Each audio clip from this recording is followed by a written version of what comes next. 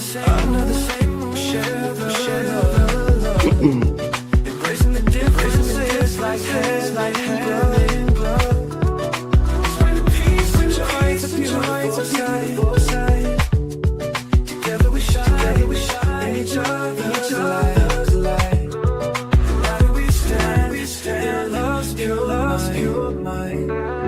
Watching the world, in love and light. Hearts beating, our peace will fly. Colors of harmony, painting the night. Now that we stand, love's pure mind.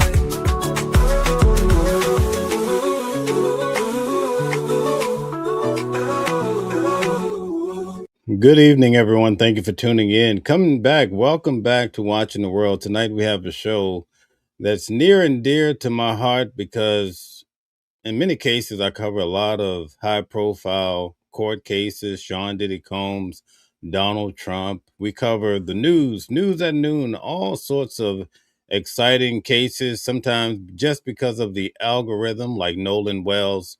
We get a lot of people tuning in, right? Also, Carmelo Anthony, the list goes on and on.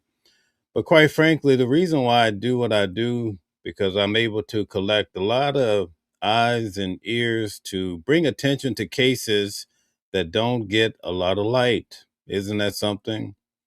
Tonight, we're going to be able to shine light into dark places, places that are less traveled with people who may not have the voice that perhaps a Sean Diddy Combs would have, right? In fact, tonight is such a glorious moment for me because I've collected enough people to be able to pay attention to a case of a mother that lives down in Texas that has a son that went through a situation that's very common to most people that live and have typical lives here and throughout the world. But sometimes when it comes to the school board, sometimes when it comes to the local municipality, sometimes we feel like we don't have the same advantage as other people do. And we have to wonder why. Why is it, right? And I know a lot of people don't want to hear this, but tonight we're going to go there a little bit. You know, when I cover cases, I'm pretty nosy, so I see things that most people don't. And so when I cover Sean Diddy Combs, when I go and cover Carmelo Anthony, sometimes I walk down the hallway of the courthouses and I look at those paintings of the judges who've been in power for the last 100 or plus years. Some of these guys are 93 years old, still on the bench. What are we doing? Right? And oftentimes when I walk down the hallways, I only see one black guy in the last 150 years. Why is that the case, right? That tells you a story. If you go to your local courthouses, you're going to see that. Sometimes when you go before the school board, I want you to pay attention, or your local municipality, you'll see it's heavily weighted of a particular persuasion, and you have to wonder, why is that the case? And oftentimes the people that complain do not bother to get involved in politics. In order to become a judge, you have to become a lawyer in most cases, right? Let's just face the facts. So if we're not stepping into those arenas, then guess what? Sometimes you just become a product of whatever the environment is already established. And I think that hit home for a lot of people. And I guarantee you, you should go look at your local courthouse and walk in there when you don't have a ticket or you have to face some divorce or some child support. Go in there this week and just look at the judges. Look at who has been in power in your local region for far too long. It tells you a big story about what we need to do, and many people need to step up and really elevate to a higher level to come to the table and be a part of a bigger discussion, right? I think it's very important for that. So tonight I'm bringing on the Remedee. She has a situation, and this is amazing for me to be able to bring an audience in to her personal life. Like typically, she probably wouldn't have a chance to push back on the school board by going to a great channel and getting more eyes on this case. And sometimes when that happens and you're able to get the local people to see you have a voice, they want to do better. And sometimes it's not by their choice, sometimes it's by force. So tonight, I welcome to the show Remedee. Come on in. How are you? It's good to see you. Nice to have you on the show. Good evening, Mel. It's good to be here. You look like you want to be on the show. That's a good welcome that you're presenting. You know, you look like a person that really wants to be here, and I'm so excited to have you. Well, yeah, I do want to be here. Thank you Ap- for having me. Apart from your tough circumstances, I want to say thank you for being a valued watcher. You always support me. Ever since I met you at the Carmelo Anthony trial, right? Yeah, that's That's right. right. Yeah. Uh, Apart from covering Carmelo Anthony, you have a personal issue happening with your own son. Yeah, that is right, Mel. My son got into an incident at the school, and I don't like how it was investigated or how things unfolded. I don't like the process at all. Yeah, I've been watching. You've been keeping me abreast to what's happening, right? Yeah, that's right. Right. So it's good to be a part. I'm glad you think enough of me to want my advice on your situation. So tonight, I'm excited for you to be able to tell everybody what's happening with your son. I think other families are going to be happy to learn more about your situation. They're going to probably understand how to navigate their own children, right? Yeah. We have some feedback. Can you just mute up for 1 second? Yeah. All right, thank you. And then I'm going to give you the floor. All right. So a lot of them probably have children that are trying to navigate. We see some strange things happening in the world, especially with the case of Nolan Wells, right? And it makes you wonder what the future holds for the young people. We also see what's happening with Carmelo Anthony. That's a very dramatic situation as well. So I'm going to give you the floor.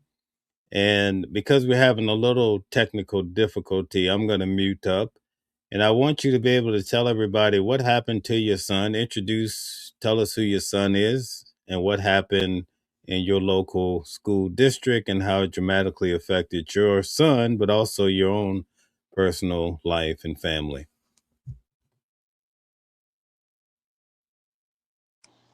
All right. Thank you, Mel. Um, yeah. So back in May, on May 6th, well, first, my son, I want to start by saying my son at the time was a seventh grader, 13 years old when this incident happened. And it's never been in any trouble, never had an incident of this matter or this magnitude. Um, on the 6th of May, I received a call from the assistant principal at the Princeton ISD Clark Middle School. And well, I think he tried to call me, but my service was bad, so he sent me an email, which I was able to see immediately. He told me that something had occurred at the school, and he tried to contact me, but he was not able to get me and asked for me to give him a call. So I immediately called him. I think this was around 11, almost noon, if I'm not mistaken, when I got that email and when I Can called. you give us a little context what state you're in? People want to know a little bit about, at least what state. Yeah, I'm in Texas. I am in Texas. I am in Collin County. I'm in Princeton, Texas. The same county as Carmelo Anthony, by the way. But go Yeah, ahead. Sorry. that's correct. No, thank you, Mel, for that. But I received an email from him, and then I called him, the assistant principal. He proceeded to tell me about an incident that occurred at the school. And when he described it to me, in my mind, if I had to picture what was happening, he said that the boys were in the gym. My son and the other student, they were in the gym playing basketball. They fell. My son got on top of him and started to strike the other student. He told me that, you know, it was classified as assault and that my son had been removed. Um, Okay, I want to stop you. And you could be free here. This is a free zone. but help us understand the color of your son, the color of the boy he got into it with. Give us the context of what's happening. All right, so my son is, of course, like me, he's African American. He's a young African American boy. The other student, I'm not sure of his race, but I know that from I've never seen this child. I've never been given his information or anything, but my son told me that he's of another race or his skin color resembles, I'm sorry, the white ethnicity. So I've never seen him. I I haven't seen this child to this day. The only reason I know his name is from my son, but the school due to FERPA, they don't give you that information. I think he's I don't. I think he's white. I'm not sure, but I know he's not African American. He's not what my son is. Okay, so proceed to tell us what happened that day. All right. So on that day, the assistant principal, when I spoke to him on the phone, he started describing the incident to me. Right.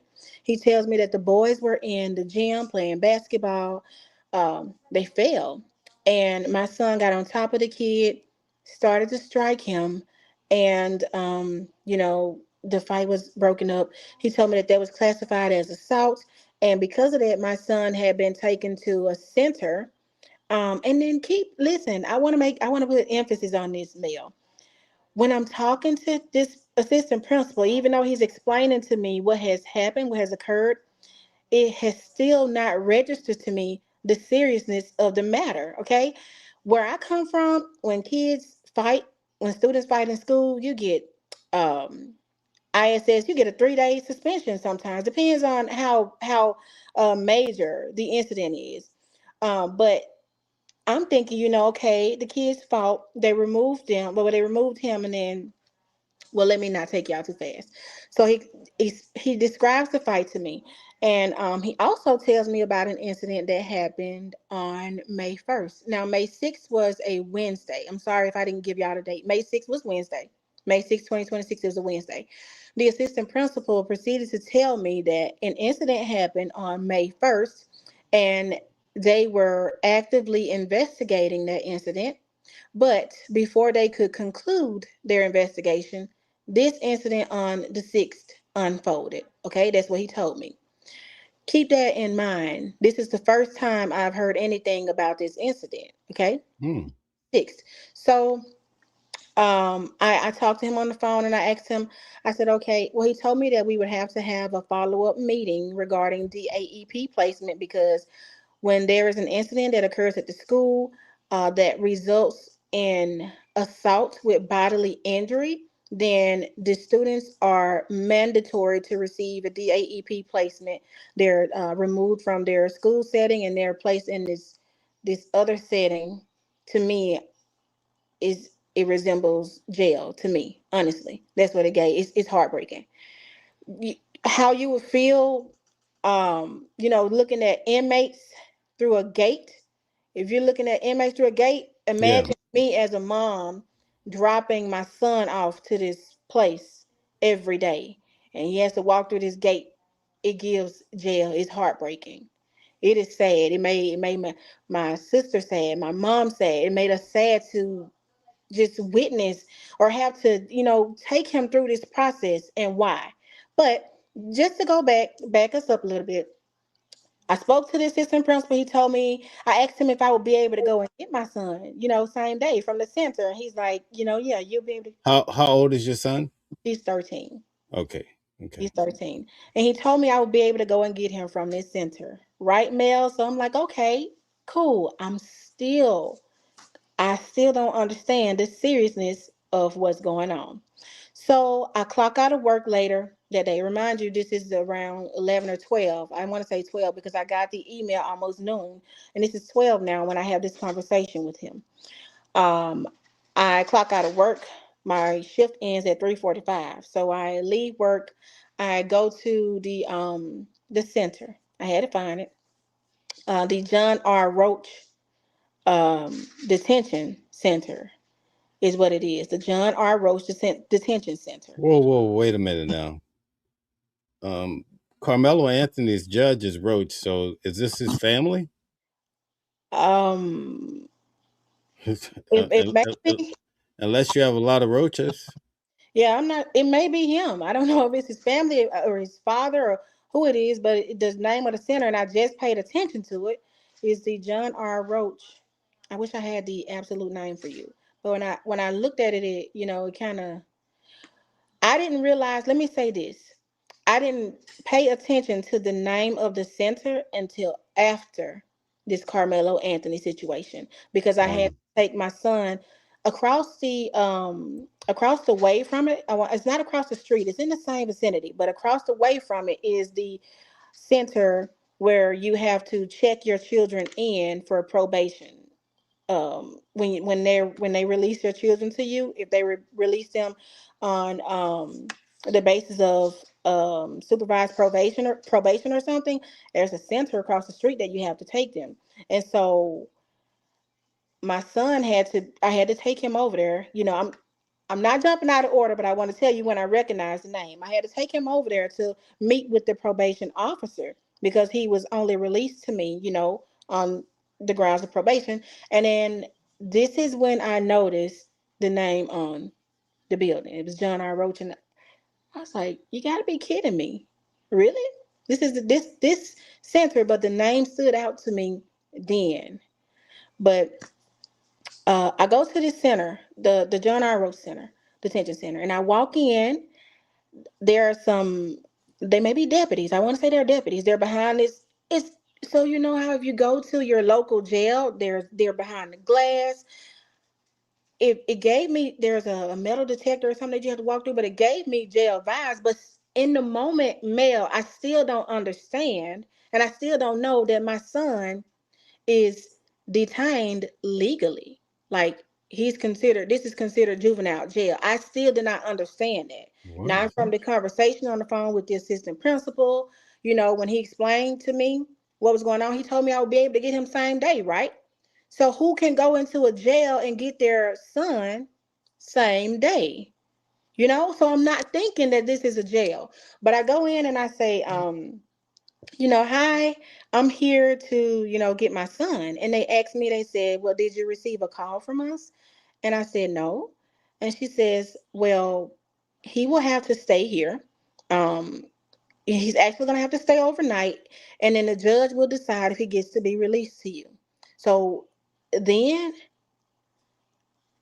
that's when I realized, like what the F? What the F is going on? Now I feel misled because I spoke to the assistant principal. You told me I would be able to get my son from this place, right? Here in Collin County, the assistant principal is responsible for the disciplinary matters and things at the school. And I'm not gonna say, well, I guess I can say that. I know that fights may not happen a lot. You may not have 50 fights in a school year. You may only have 3 4 5, but I know if this is the process that you follow and you're used to this process, then the consistency or the information that you're providing regarding the process and how it's supposed to unfold should be the same. If you do this, if you're responsible for doing this, when these events unfold or when these incidents happen at school, then there should be no room for you to provide me with misinformation. I went in that place, I walked into that center expecting to get my son same day, and they told me basically he's ours for tonight. He's ours. He's our property, and the judge is gonna, decide if we return him back to you. If and when we return him back to you. That's how I felt. So, Mel, I left there. I had another appointment to go to. Can I pause for 1 second? Yeah, you can. When I was coming along, we had in school suspension or you would be suspended for a couple days. So you mean to tell me the teenagers get locked up now?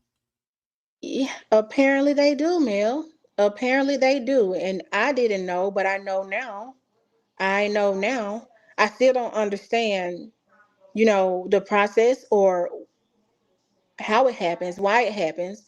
But I know now that they can be arrested, taken from school, and, taken to a baby jail. Basically, jail for babies. To me, they're babies. Even if they're 18, 19, they are still babies. They're young people. But Um, I went to that appointment, Mel, and they called me back. They called me, and I was at that place for a long time. I was actually going, to driver's license place, but I was there for a long time. But they called me and they asked me how soon I would be able to come back and get my son. They said, they decided that they were going to go ahead and release him to me because they looked at his record.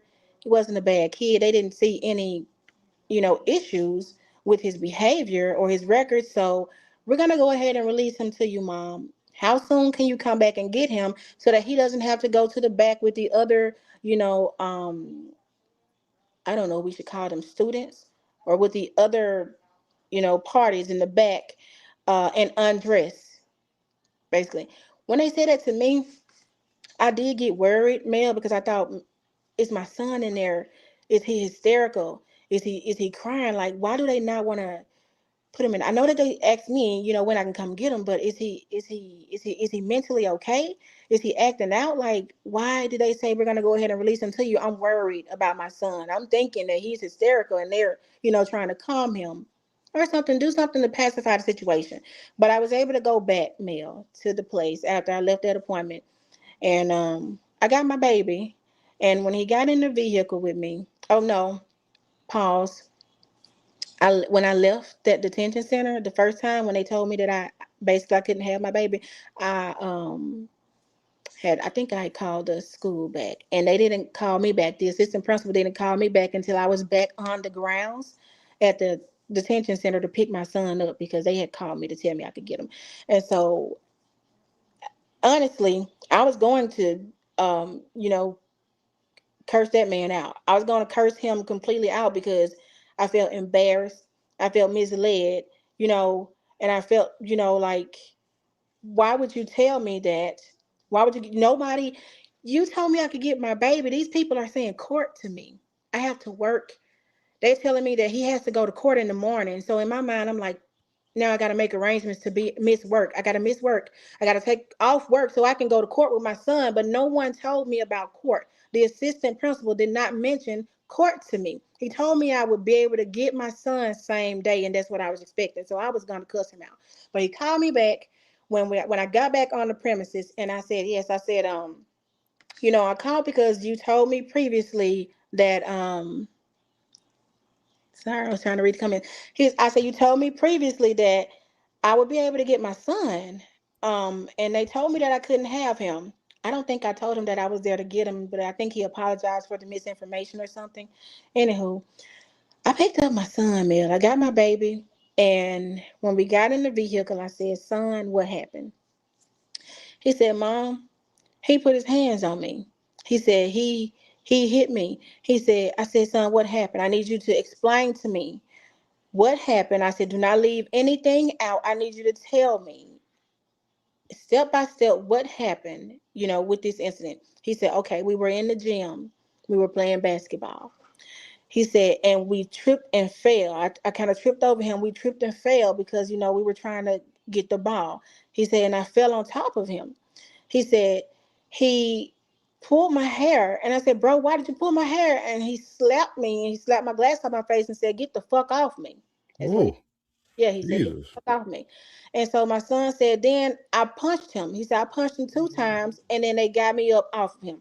He said, and then, he said they were holding me, but I told them to let me go because if he got up to retaliate or do anything, then I didn't want them holding me. I wanted to be ready. So I instantly say, son, did you tell the assistant principal that? He said, yes. He said, yes, I told him that. He said, and they told me that they could see him slap the glasses off my face, but they didn't see him pull my hair. He said, that's what they said to me.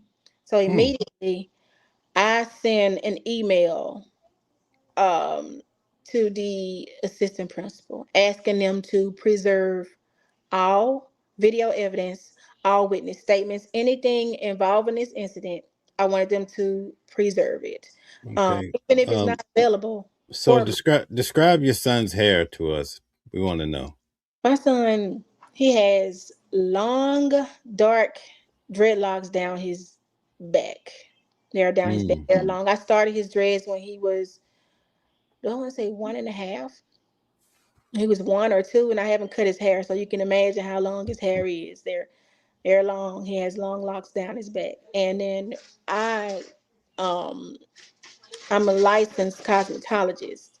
Um my passion is hair, so that's one of the things that I was able to be able to, do for my son or my other kids as well. All of our boys. I'm going to say this. My sister has a son. I have another son.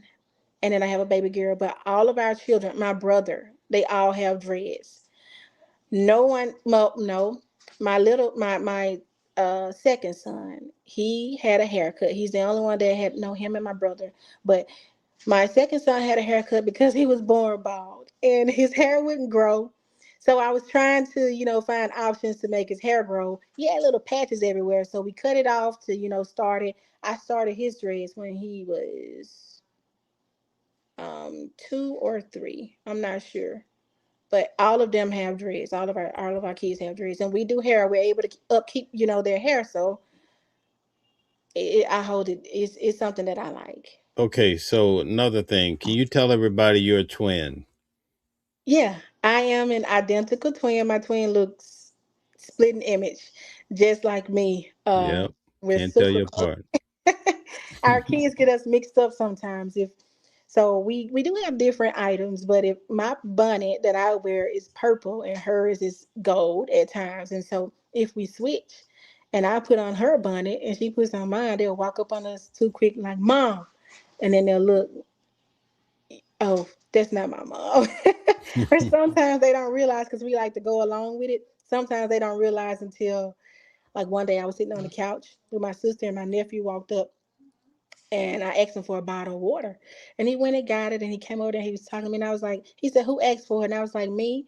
And he was like, "Oh, here you go, Mom." And I was like, "Thank you." And so my sister intervened. She was like, "Son, you don't know your own mama?" And so he stopped and he looked and he just started laughing. He's like, "T, Mom." But yeah, our kids get we look just that much alike. We're identical. You don't have to tell me. I've met both of you, so I know I wouldn't be able to tell you apart. You know, you smile the same, you sound the same. So everybody wants to get a clear understanding. Can you just explain again how this whole fight started? Yeah, again, and we can say it as many times as we need to. The boys were in the gym.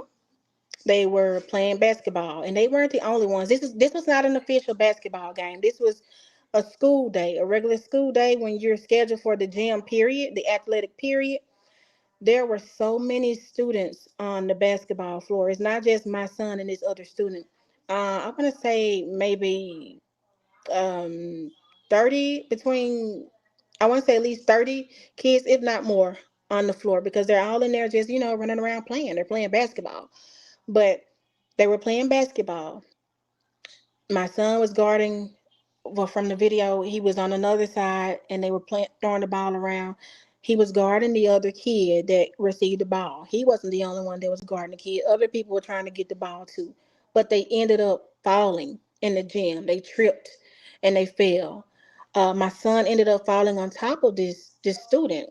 It's still unclear of how they got in that position. The video footage that they gave me, I can't tell how he got there, but I can say, with my chest out, and I can say with, you know, absolute, what I want, certainty, it was not intentional. He accidentally fell on top of this student, and when he fell on top of him, the student, you know, pulled his hair, and my son said, "Bro, why'd you pull my hair?" And while he was talking or trying to ask him why you pulled my hair, he slaps him. The other student slaps him and tells him to get the fuck off of me. So this is twice he's pulled his hair and then he slapped him to let him know, this wasn't accidental. This was intentional. Get the fuck off of me. And so then my son started he hit him. He told me that he hit him twice. He said he punched him twice and they pulled him off. The people were holding him. The students were holding him, but it's not like it took a bodyguard or something to hold him. If I feel like if another student was able to, hold him back without force or, without having to rough him up, then he wasn't putting up much of a fight at all. But they separated them and he told them to let him go because if the other student got up to do anything, He didn't want to be restrained or restricted. He wanted to be ready. So they were in the gym playing basketball, and So this other kid, as far as you know, was never arrested like your son, pretty much, right? from my understanding, Mel, when my son was at the detention center, he didn't see the other kid there.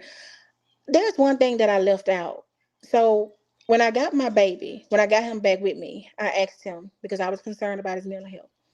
I said, "How did you get here? Did they bring you here in the police truck?" And he says, "Yeah." It's like his spirit dropped when he said it. He said, "Yeah."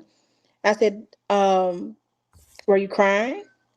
And he told me, "Yes." He said, "I was crying." I said, "Were you crying, hard or bad?" He told me, "Yeah," especially when they told me that they were about to take me away. He said he started crying at the school. He was crying, but he was able to calm himself down. I said, "Well, how did they handcuff you?" He told me, "Yeah." And I said, "Did they handcuff you, to the front or the back?" And he told me that the cuffs were, he was front. They were cuffed in the front. He was cuffed in the front, but he was transported to the detention center in the back of the Princeton, not the school, the Princeton Police Department. Well, I don't even know. I think I want to say the police department because if this is in the city, in the back of their police truck, the same truck that if somebody commits a crime out here in the city of Princeton, the one that they'll Whoa, be wait, transported wait. in. Not the paddy wagon. Yeah, the truck. The Yeah. paddy wagon. Oh my goodness. Yeah, one of the ones. So out here, in October, when they do their little, well, when Halloween is near, they'll set up at this place and they have a police truck up there sometimes. And they let the kids crawl out through the, back of the truck, get in there and go through the other side. I think they give them candy and stuff as well. But this same police truck that's meant for positive, because that's the first time my kids, you know, I don't even know if my son went through the police truck at that Halloween, at that event. People from Princeton probably know exactly what I'm talking about, but I don't even know if he even got through the back of there, if he even went through it. They just opened the doors and let the kids go through, but that same one of those same trucks is the same truck that my son was transported in From school, middle school. from middle school. That's right. From middle school. And you live in Texas. Yeah, I live in Texas. And this is Man. new to me because again, where I come from, this does not happen. Something like this does not. I'm not saying that it can't happen, but it doesn't. I'm not used to this. Okay, kids fight, which we know that they do. I don't know how many schools have how many fights. Some schools may have fewer fights than others, but from my understanding, where I come from, when the kids have a fight, when the students have a fight, they're suspended or they're sometimes they get ISS. The seriousness of the incident determines how long they are suspended for, or even expelled. But for a simple fight, something like this, Right. suspension is all that I know. Right. Now, in this particular case, I don't want to get too ahead, but the other parents pressed charges on your son, but you were never offered the opportunity to press charges on the other kid, right? That's right, Mel. And I wanna say this, and I want to be stern when I say this. The entire time, I've never been in agreement with what happened. When I had my son with me, when I got him from the detention center, one of the things he asked me was, "Mom, what's gonna happen to him? So is he in trouble too? What's gonna happen to him?" He's like, I said, "I don't know, son, because the schools are not allowed to, discuss the other students, disciplinary matters or anything about the other student with you." I said, "I don't know, but we're gonna find out." And he's like, "It's not fair because he hit me first. He hit me." But the entire time that I have been fighting with this incident, I did a level 1 appeal, I did a level 2 appeal, and then I did a level 3 appeal before the board of the Princeton ISD. The entire time, well, well, up until the second level appeal, I was under the impression that the charges were brought upon my son by the school, or that not even, I don't even want to say charges or the classification of the incident, because all they kept saying to me was assault with bodily injury. We had the SRO to investigate. and he determined that this is grounds for assault with bodily injury. He said the SRO, this is what he actually said to me, the assistant principal at our DAEP placement meeting the next day, which was May 7th. He said that the SRO's decision trumps the school's decision. So the entire time, I am thinking that the school is the one responsible for having my son transported away from the school, referred to that detention center. I'm thinking the school is solely responsible for this, or they're the party. It was not until my level 2 appeal response, that's the response from the assistant superintendent, that I learned that the other parents were the ones who wanted to pursue charges. And that stung, because now I'm saying, well, when I took, remember I mentioned that I had to take my son to the center, well, when they're released on terms of probation, I had to take him to that center. When I spoke with his officer, the officer asked me, if I knew whether the school was the one, with the charges, or if the other parents were the one. And I told him, I said, I don't know, because I didn't know. There's a lot that I did not know. But I was under the impression that the school is the one that did it, because I heard nothing about the other parents until my level 2 response, when the assistant principal told me that the parents, were the ones who wanted to pursue charges.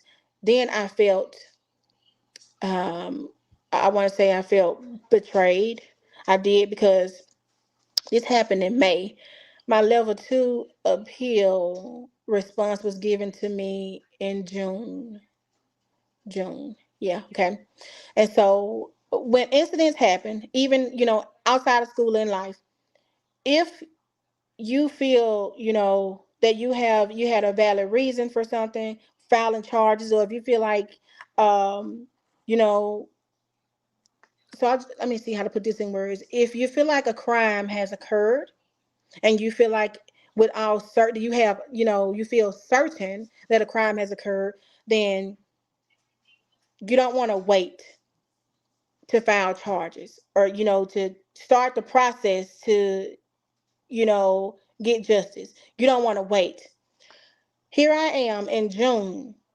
I'm just learning that the other parents have pressed charges on my son. This entire time I have felt like this child hit my son, so he should have been reprimanded too. Okay, I'm waiting. I'm leaving it up to the school to reprimand this child. This whole time I have been explaining to you, expressing to you that he hit my son first. I'm not saying, hey, my son doesn't deserve any punishment because he hit the student back. What I'm saying is, I accept if you're saying that my son committed assault with bodily injury, if you have a video footage that shows that, and my son tells you, hey, I hit this kid, if you're saying, treating that basically as a confession, saying he said that he hit the other kid, okay, I accept that. But he also said the other kid hit him. So where's the punishment for this kid? This is what I've been asking the entire time. What happens to this kid? I have been saying it's not fair.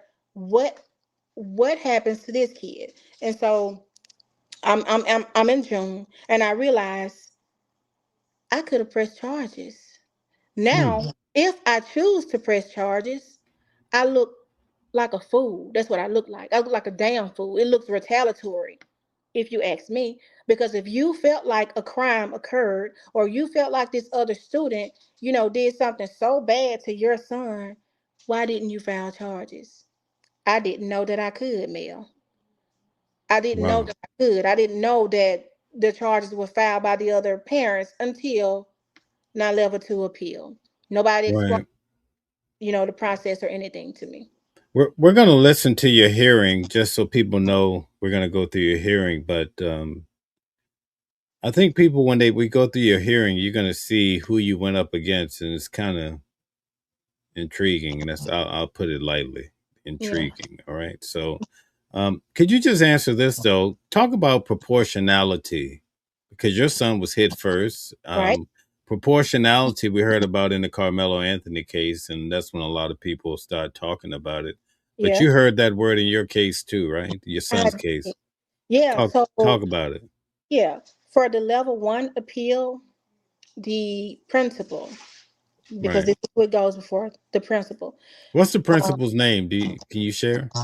I know in the board meeting they told me that I could not.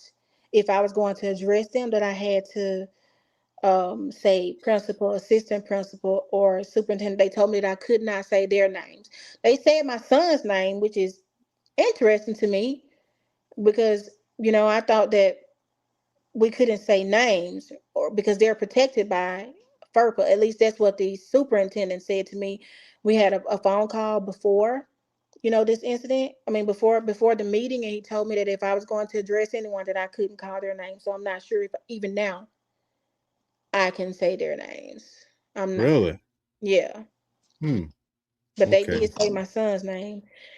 One, so Mel, I want to say We'll this we'll before let we'll let the principal slide, but this is not the board meeting. But we'll give him a pass. All Oh, right. well, if those same rules don't apply, the principal. It's all right. It's okay. It's okay. We'll be graceful today. Only today though. Next time we won't give him a pass. All right. Okay, Okay.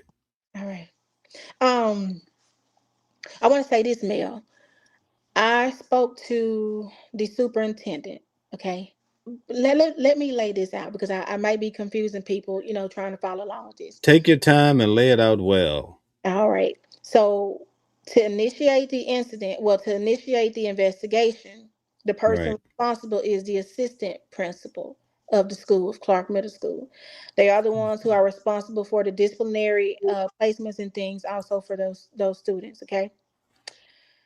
When you do your level 1 appeal, the person responsible for hearing your appeal and responding to you is the principal of that said school.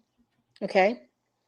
When you do your level 2 appeal, the person responsible is the assistant superintendent of the school district.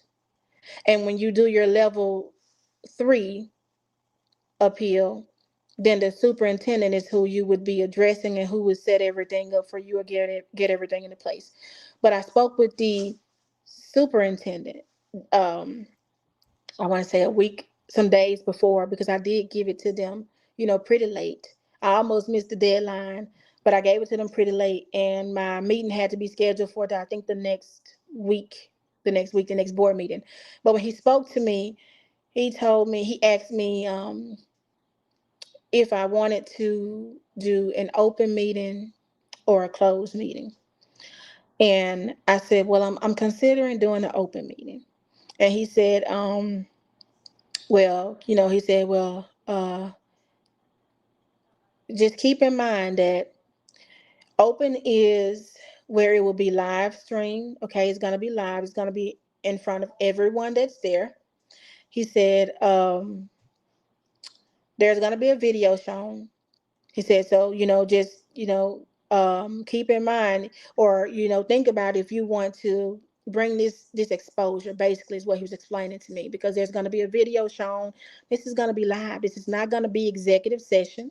This is going to be live if you choose to do open. I said, well, do I have to answer that now? And he tells me, he said, well, I can contact you back on Thursday. Um, give you some time to think about it. He told me, I did he mention that um I don't know if he mentioned names. I don't want to say that. But from that phone call, what I took from him was that this is going to be exposure. There's going to be a video shown. Do you want to do this open? I said, do I have to respond to that now? He told me he would contact me back on Thursday. I thought about it for 2 days. I was like, there are people in the community that watch this stuff. Do I want to expose my son's name? Do I want to expose my name? Do I want people to start, coming after me? This is something that I want to think on. I'm not concerned about the video because I know what I saw and I know what's there. Okay. But I was like, do I want to, is this the way I want to do it? And I thought about it. I said, okay, well, I don't want to be closed in. I said, if they're going to agree with me or disagree with me, they're going to do it whether, it's open or closed. But I don't want to feel boxed in. I said, so I'm going to do it open. He called me back Thursday and he asked me, well, he gave me a layout of how things would go. And he asked me, he said, so did you decide how you want to do it? And I said, yeah. I decided, I said, I want to do it open. And he immediately asked me, he said, may I ask why you're leaning more towards having it that way? And I said, well, I've been speaking with different people, and I want to, present them with the opportunity to be able to come in and, support if they want to come in and support me or sit in and watch. He said, well, like I told you before, he said, your your sister, he's like, I know your twin sister, you and her are pretty close. She will be able to come in to the executive meeting with you. And I didn't know how he knew that because I don't know him. I don't know the superintendent. I had never seen him, so I don't know how he knew, how close me and my sister were. He also told me, he's like, and if you have an advocate or something, that speaks for you, they would be able to come too. Um, but I told him, yeah, yeah, but I'll choose to do it open. Then he started to go into details to tell me how it would go, and this was interesting to me. I am gonna say that he said, when you're speaking, you cannot say their names. He said because they're protected too. He said so you have to say principal or assistant principal or superintendent. And it dawned on me. I'm like, well, Tuesday, I was worried about exposing my name and my son's name. I was worried about exposing things, but here we are Thursday, and the superintendent is telling me, hey, you don't say names. That was one thing. And then he followed on in the conversation. He said, he was talking about the video. He said, so I will say this. If a video is shown, it will be shown in executive session only. And then because I asked him, I said, so if I have a video that I want to be shown, I don't know what the what this assistant superintendent provided them with, but if I want to, provide a video or show a video, do I have to bring that, or do you guys have a copy of it? Is the question that I asked him, and that's when he told me that if a video is shown, it will be shown in executive session. That alarmed me, Mel, because just Tuesday when I was on the phone with him just 2 days ago, he told me one of the reasons why I would want to consider not having this as an open meeting, or consider think about it, is because a video will be shown.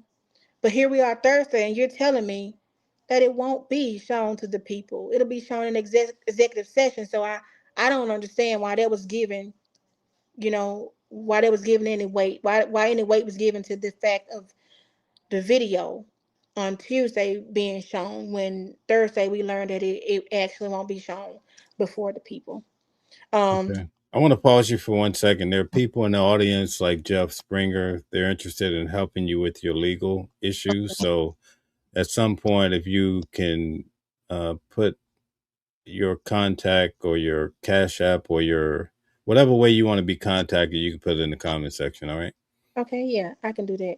All um right. But you don't have to do it right now. I'm just letting you know. I want you to do it before the show is over. So, uh, what we'll do now, we'll take a break from you giving your explanation. We're going to tune in now to your actual hearing, okay. and we're going to stop every so often. I'm going to ask you questions about it. All right. I think you did an excellent job, Okay, but let's get to it. Are you ready?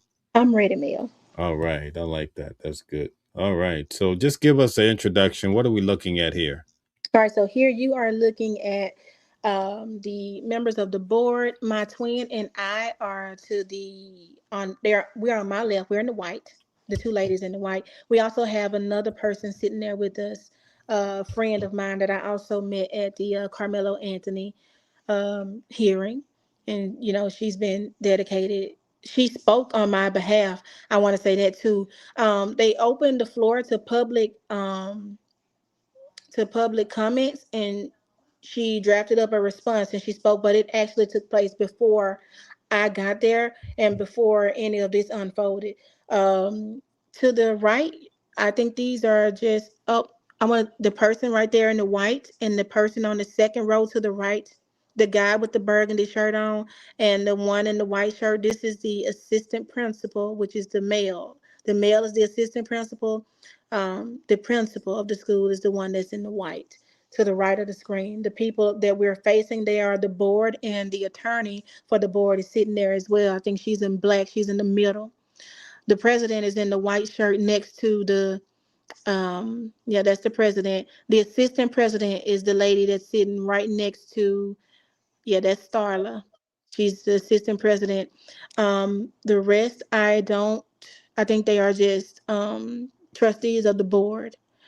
But yeah, in the room on the right side, you guys can't see in the far back, but there are more people there that attended. Most of the people had already left, but some people they stayed behind. I don't know if they had heard about it. Um, I want to say I did see, I think maybe one other black person in that room besides my twin, the lady that's sitting beside us, the two members on that board meeting. Besides that, I want to say maybe one or two people in that room were color of color. But yeah, Lord, looking at this is rough, yeah. rough. Anyway, let's get started. All right, I have it queued up, so let's get going. All right.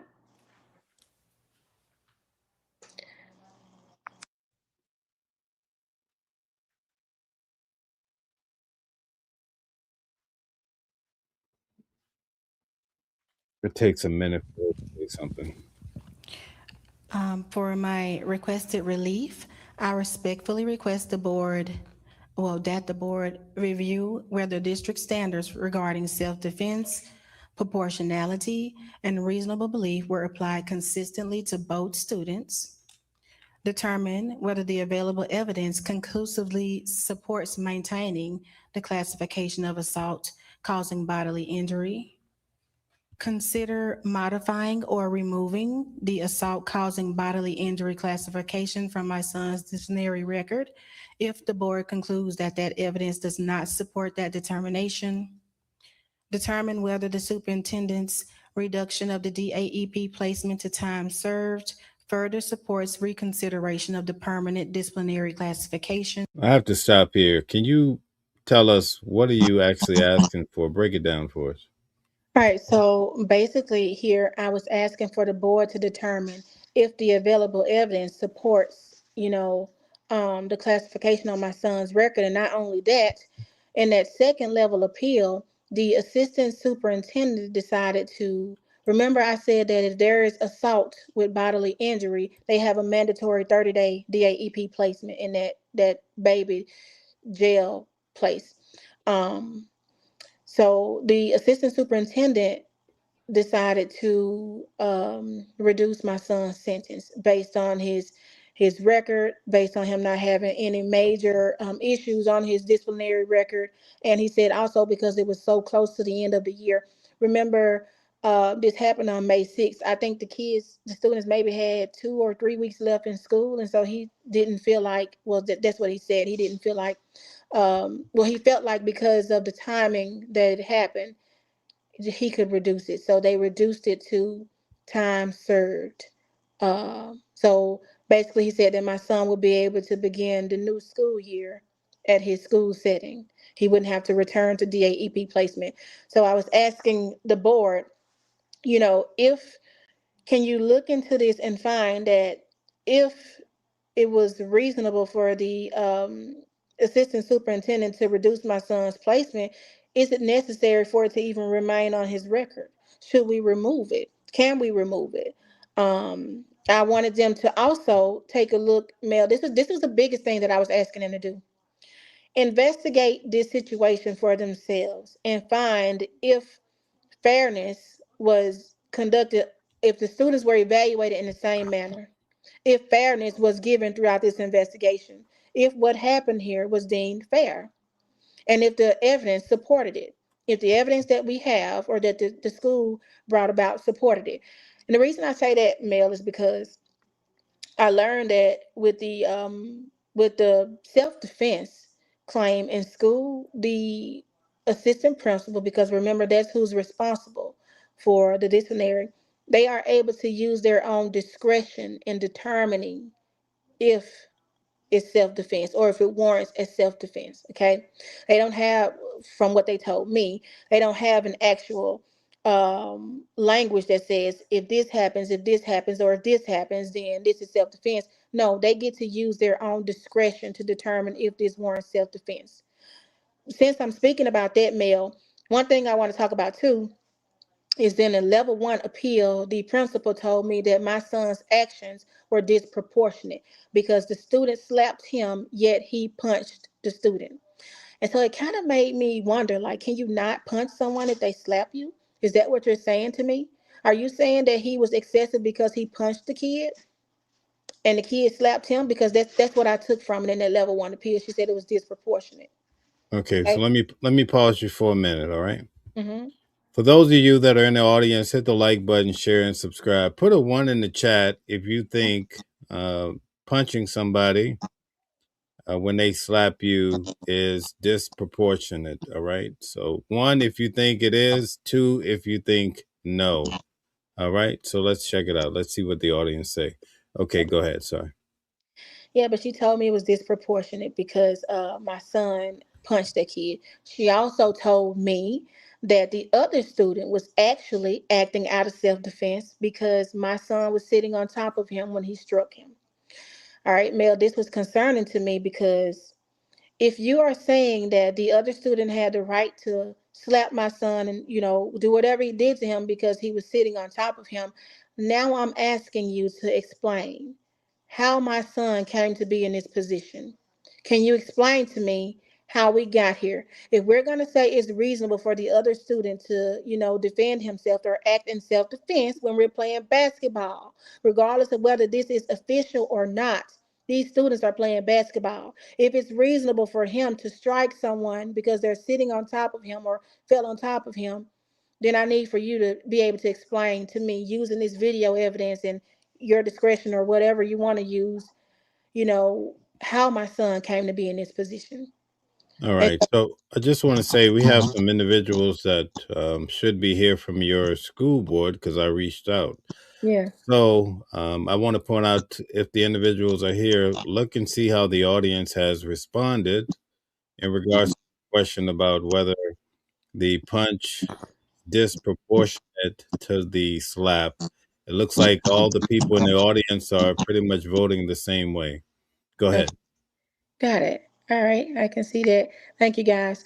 Um, But yeah, she told me that the other student was acting out of self-defense. And so in my level 2 appeal, I challenged it. I want to know how he got like this. And if we're giving weight to him sitting on top of this child, tell me how he got here. Tell me how my son intentionally sit on top of this kid? Did he pin him down like, oh boy, you fell on the floor and I'm about to get you now. I have the advantage. You're on the floor. I'm about to climb on top of you.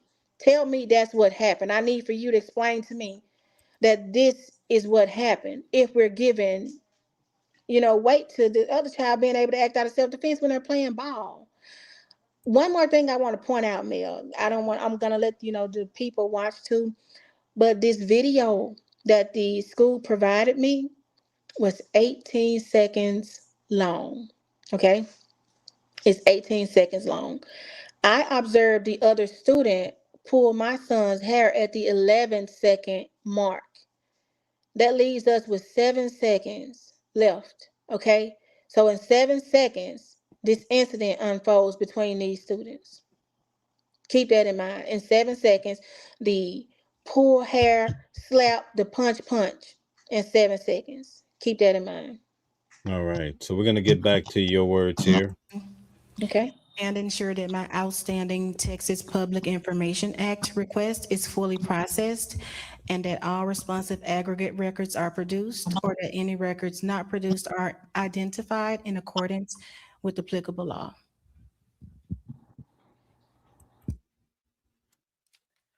Thank you. In your presentation, you indicated that your student was assaulted first. Were there any other student statements or witness information that supported that allegation? Yes, ma'am. There were student statements that indicated that my son was struck first.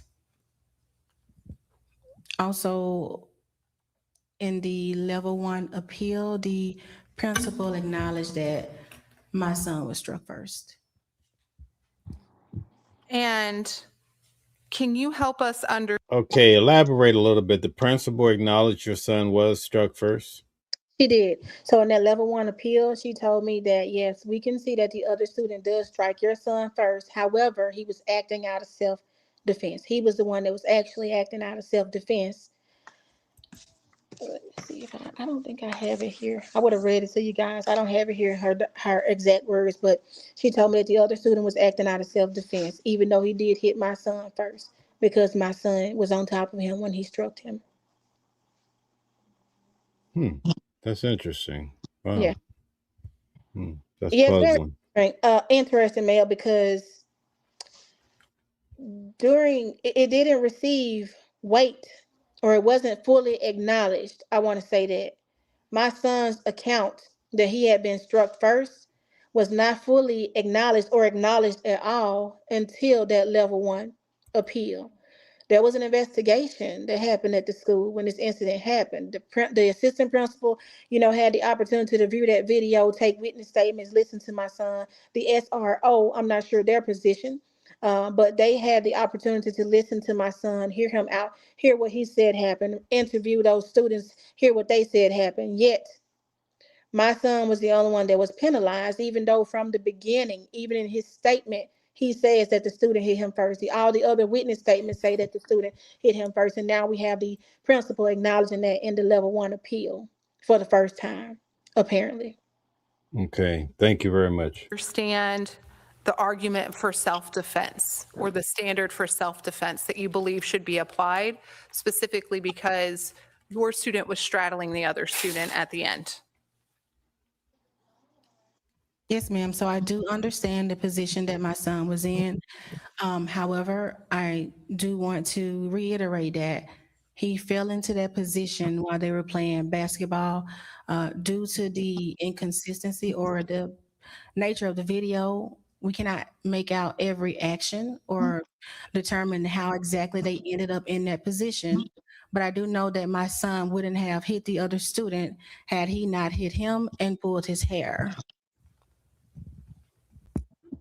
Mr. Gunnels, So, elaborate a little bit for us. Um, yeah, Mel. So right there, I'm sorry, I read one of the comments and it kind of took my thought away. Um, right there, I think they asked me something about my son straddling the other student. Um, I'm sorry, Mel. That comment, it took me back. But she asked me so, about. so let's address the comment. Did you sign a handbook um, saying your son couldn't hit back or, defend himself? No, I didn't sign a handbook saying my son could not hit back or defend himself. That's interesting, that question that they put there, because I This watched. is this is your night. You have the microphone. I demand more from you. You got to talk your talk. What you doing? Yeah, that's interesting that they put this question here and said we signed a handbook, but we didn't read it. I watched this board meeting. It continued after I left, and one of the trustees on the board, she had an issue with the fact that in the handbook there is writing that says that the students are um able to be well, they're able to receive corporal punishment unless the parents, they're able to be paddled by a board or receive corporal punishment unless the parents write a letter What? to opt in and say, I don't want my student to receive this penalty. And so the lady sitting on the far right, she kind of gives Asian, I don't know her race, but she had a problem with that. She said, because this is in writing. She said, I don't think that it should be this way. Well, the superintendent argued back and said, well, we, even though it's written in the handbook this way, we don't practice corporal punishment. And so what she said was, regardless, if we hire somebody or somebody is new here and they see this in the handbook, she said, just because it has not happened yet does not mean that it will not happen. If they see this in the handbook and they powder one of the students, then they are going to feel like it's in writing and it's able to be done. She said, this is one of the things she said, Mel. She said, yes, it's in the handbook, but this handbook is so long, people don't read it. People are not going to read it.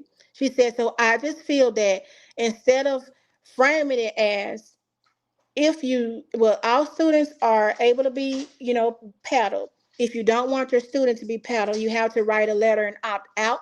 She said, I feel like it should be reversed, where it's not automatic. And the parents are able to opt in if they want their students to receive corporate, the paddling from the district. But I just wanted to address that question because, they said you signed the handbook Right. mail and you didn't read it. Well, a lot of people don't. And the board realizes that a lot of people don't. What's beautiful though is that we have people here from your local community, and that's what we wanted. So it's Yeah. amazing that we're able to get people in that you really targeted. That's beautiful. Mm-hmm. But don't let it distract you. Don't let it Yeah. distract you. Yeah, I I just want understand. to answer that, But you Mel. can answer, but And even this if, is but that's a good point because listen, even if I did sign the handbook, according to the board in this same meeting, if you go and you continue watching it, if you actually go to their page and you watch it, there are things written in the handbook in a different way that you sign that you're not aware of, and you have the board member that's up there advising them that we need to rephrase this, we need to change this. It does not need to be in here this way, regardless of whether the school practices this or not. It needs to be changed because it's in writing, and you have the members of the board that voted against her when she put that motion forward to have that changed in writing. So yeah, okay. sometimes you don't even know what you're signing. Right, right. All right, let's get back to it. Was there a policy violation in this case? I did not determine that there were any policy violations. Ms. Maddox, the same question to you. So I feel like the other student, Can you just explain who's the fella? Oh, I'm not showing the. Here Yeah. we go again. Lord have mercy. Hold on one second. I have to remember. Okay, here we go. So, can you explain this fella here? I'm going to Yeah. take it back just a little bit. Give me 1 second. Sorry about that. I screwed that up. All right, here we go. yes, ma'am. So I do understand the position that my son was in. However, I do want to reiterate that he fell into that position while they were playing basketball due to the inconsistency or the nature of the video. We cannot make out every action or determine how exactly they ended up in that position. But I do want it in a way to let my son know that it was intentional. He, in fact, cursed at him and told him to get off of him and hit him after he pulled his hair. I do believe that a violation occurred because if one student was penalized as creating, or what do I want to say? If one student was viewed as committing assault, then the other student should have as well, because my son's fall was not intentional, yet the fall itself, the placement of how he's on the other child is giving weight. It's being given weight that would constitute the other student to strike my son, and that was not intentional. So I feel like if his fall could be constituted as, even though it was accidental, as a reason for the other kid to hit him, then my son was well within his rights to strike the other kid back if he unintentionally hit him, even though my son says it was intentional. Mr. Gunnels, can you help us understand how police became involved in this situation? Was it district requested or parent prompted? It was at the request of the parent. I included the assistant principal, Cody Herrera's statement in the level 3 record, and he indicated that in the nurse's office, when they contacted the parent of the other student to inform them of the incident that had happened, that the parent indicated that she wished to press charges. Any thoughts on this? Yeah. Touching just to let the people know what I was explaining before we got to this part.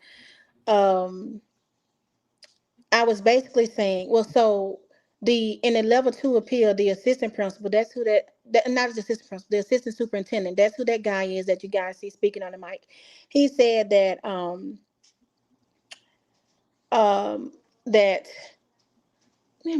the assistant superintendent said that my son had the opportunity to disengage. He also said that he tried to minimize the strike from the other student. Remember, in the level 1 appeal, we have the principal acknowledging, hey, we see the other student hit your student, but he was actually in his rights because, well within his rights, because he was acting out of self-defense. Well, in the level 2 appeal, the assistant superintendent says, well, I can see his hand go towards your son's face, but I cannot make out whether it was intentional or not, in so many words. And so in that moment, what I was explaining was my son's fall on top of this other student was also unintentional. Yet you guys are saying that this student gets to act out of self-defense and hit my son, even though my son unintentionally fell on top of him. So the assistant superintendent is going to say, well, it doesn't look like he intentionally tried to hit your kid, your son. I beg to differ.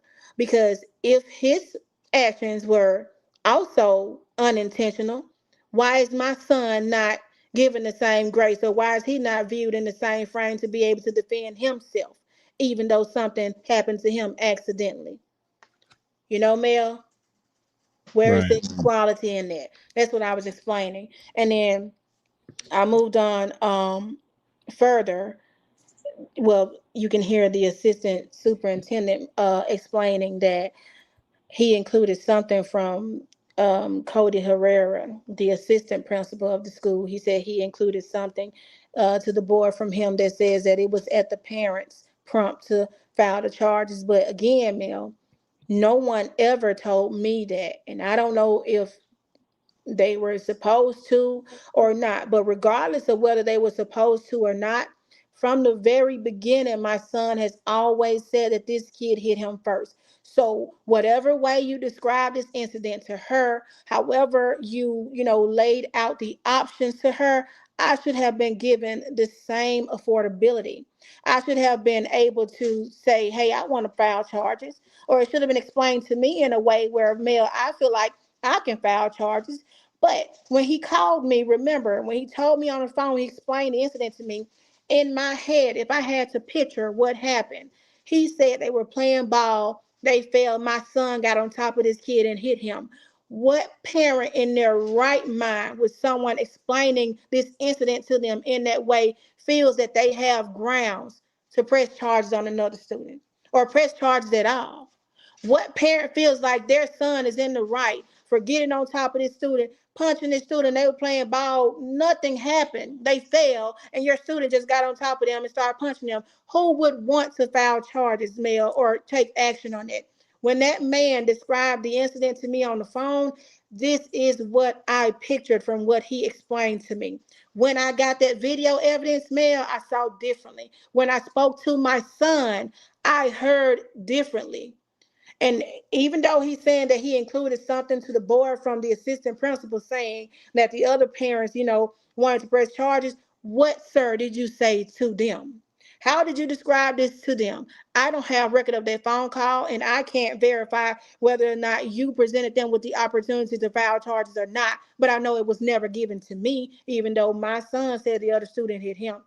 I feel like the way that the investigation unfolded and occurred was completely unfair to both me and my son. And that's how Okay. I still feel. All right, guys. In the chat, put a 1 in the comment section if you think she should file charges at this point.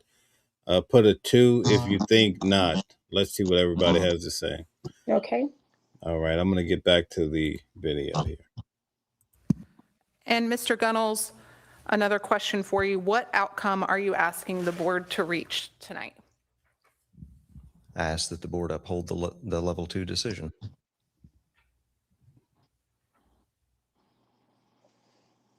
And Mr. Gunnels, at what point in the process was Ms. Maddox's students able to provide a statement or to share information? Corey provided a statement prior to the arrest, immediately after the incident. And did his statement conclude what?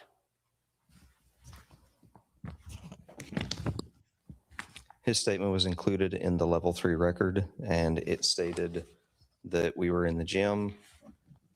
was guarding a student. He was dribbling, and I knocked him by accident, and he fell. Then he hit my face with his hand, and then he pulled my hair, and I hit him right after he pulled my hair. I got him off me. That's when.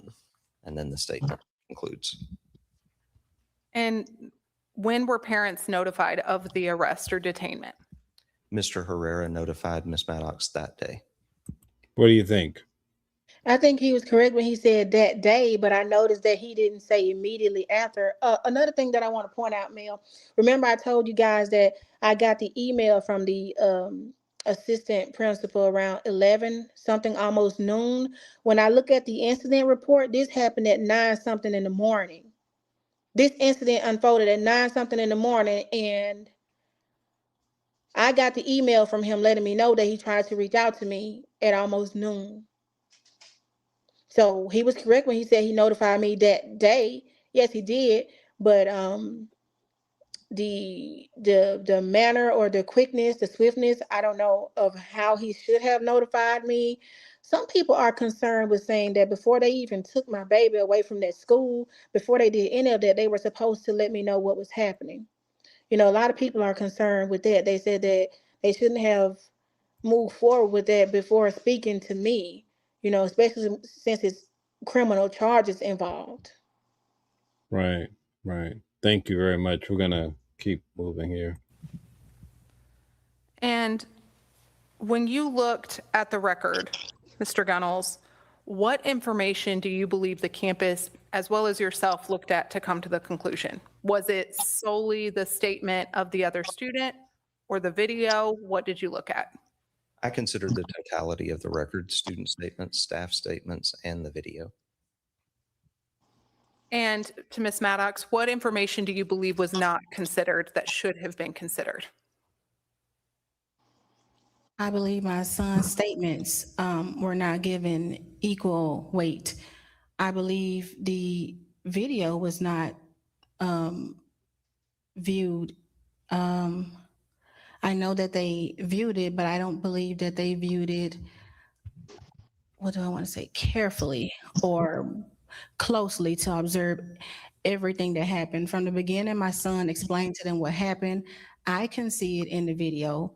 The student statements support what my son said, yet the other student wasn't treated, with the same, he wasn't treated the same way. He didn't, I didn't get the opportunity from what I believe, the way that the investigation occurred at the school. I didn't get the opportunity to advocate for my son or say, hey, well, I would like to initiate charges as well. In fact, I didn't learn that charges were from the other parent until my level 2 appeal. With this process, I was completely confused. After the incident happened, the assistant principal did contact me. He spoke with me on the phone, described to me, how the incident unfolded, or how he felt the incident unfolded, or how it looked. I asked him if I would be able to go and get my son from the center that he said he was at. He told me, yes, I should be able to go and get him. When I went to that center and I walked in and I told them that I was there to get my son, they asked me, did I receive a phone call from them? And I said, no. And then the officer said, well, he has to stay here and the judge will decide if he gets to go, if he gets to be released to you or not. And at that moment is when I realized my son has been detained, or he's being detained, or this is basically like jail, that he's, has to stay here. I left that facility. They called me back and they told me, due to his record, him not having a previous record, that they would release him to me and ask me how soon I would be able to come and get him so that he wouldn't have to go to the back and dress out with the other kids. I told him that I could be there. I think by 3:30, I was there to pick up my son. When I spoke with him, I said, son, what happened? He said, Mom, he hit me. He said he slapped me. He slapped my glasses off my face and he pulled my hair. I said, well, did you tell the assistant principal that he hit you first? He said, yes. I told him, and they told me that they could see him slap the glasses off my face, but they didn't see him pull my hair. And then that's when I reached out to the school to tell them to preserve, well, ask them to preserve all the footage, all the witness statements and everything. Did they do that? So yeah, Mel, I received I think three witness statements, 2 or 3 witness statements, one being my son's. I received an incident report. I received a nurse's report. I received 2 videos. I received 2 videos from the school, and they were like far out. You had to zoom in, like with the Carmelo Anthony thing. You had to zoom in to be able to see. You had to slow it down to be able to depict what happened, because remember, the video is 18 seconds long only, and the incident doesn't unfold until the 11-second mark. But yes, to answer your question, Mia, they gave me that, and then I sent a follow-up request to them via email because I like to create a paper trail. I sent a follow up request asking them to confirm whether this is all the evidence that was relied upon to make the decision or determination. I asked them if other, footage was available, because I had a hard time at first trying to make out my son on that video. I just wanted them to confirm that this is all that we have, this is all that we used, and they did. So, yeah, from my Okay. understanding, yeah. All right. I'm gonna try to mix in questions for you to answer because the audience wants to know what grade is this. 7th grade. My son was 7th grade. He'll be 8th grade this upcoming school year. All right. We have new people coming in. How old was your son when this happened? 13 years old. Okay. All right. Very good. Thank you. So we're gonna go back and check out more of the hearing. And it was just very concerning for me from there, because I know that we cannot discuss the other students' penalties or things like that. We cannot discuss anything about the other student due to FERPA. But I know that when my son underwent what he did, when he was taken away from the school, and and I asked him, how did he get there? How was he there? And he said that they brought him there in the back of the police truck. And I asked him, I said, well, were you crying? And he told me yes. He was very upset when he learned that he was going to be going. Well, they put the cuffs on him and took him away. Thank you. I You're think that welcome. answered the question. You're welcome. And Ms. Maddox, you asked for his record, the assault with bodily injury, to be removed or changed on his record. What specific harm do you believe the assault with bodily injury has on his educational record moving forward? So my son, he likes sports. I do know that the records, their records, they're a reflection of the students for the remainder of the years that they are in school. In fact, in the DAEP placement meeting, I was asked about his current offenses. I feel like with this being left on his record, it reflects negatively against him, in his school environment as well as with sports and anything outside of school as well. Mr. Gunn? What does your son have to say about this? My son is still confused, Mel. He's saying that it's not fair. From the moment I picked him up from the detention center, he's like, Mom, is something gonna happen to him? Is he in trouble too? Is he in trouble too? He's worried about his record with school, because he wants to play sports. My sons, they tell me a lot that they want to make it big. They have dreams of, going big in whatever sport it is that they take passion in, and they keep telling me this constantly. They want to make it big. I feel like, with that being on his record, Mel, that reflects negatively against him, not just for sports, but for his educational environment. When he's in school and something else happens, because he has this on his record, they're going to reflect to that. They're going to look at that. When I was in that DAEP placement meeting, they asked me, the assistant principal asked me about any other offenses that he had on his record. So, they're trying to minimize it. They told me that the coaches and things wouldn't have access to my son's record. They probably wouldn't even know that this happened. They told me that at most the people dealing with it are the ones who would know what happened. They basically told me that it shouldn't have any effect or minimal effect on him at all. But Mel, I beg to differ. We live in a different world if we're being honest. And I don't know how far these records follow you, but I feel like it shouldn't have been there in the first place. Or if it's going to be there, then that other kid deserves to have it there too. But my son is worried about his record, um, with sports and with the school period. And he also, I want to say this, and this is not about his record, but I was walking with my son outside of Walmart one day, and I said, "Son, do you feel like this has mentally disturbed you? Do you feel like this has discouraged you in any way?" And he asked me, he said, "Mom, what do you mean?" I said, "So what I'm asking is, the incident that just took place or what you're going through, did it make you feel different? Did it make you want to, do things differently? Does it make you afraid in any way?"